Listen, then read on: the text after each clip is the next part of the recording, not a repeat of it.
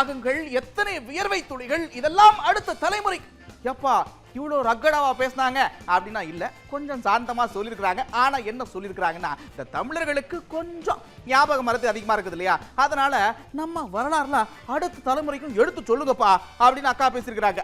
எத்தனை தியாகங்களை செய்து இந்த இடத்திலே இந்த உரிமைகளை பெற்றவர்களாக, சமூக நீதியை பெற்றவர்களாக, சுயமரியாதையை பெற்றவர்களாக இருக்கிறோம் என்பதை நீங்கள் தெரிந்து கொண்டால் மட்டும் போதாது, உங்கள் அடுத்த தலைமுறைக்கும் நீங்கள் சொல்லித்தர வேண்டும் என்பதை நீங்கள் மனதிலே வைத்துக் கொள்ளுங்கள்.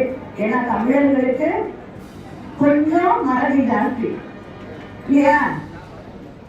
இலவச மின்சாரம் விவசாயிகளுக்கு யார் கொண்டு வந்தது அப்படின்னு கேட்டா அப்பாக்கெல்லாம் ஞாபகம் இருக்கும், தாத்தாக்கு ஞாபகம் இருக்கும்.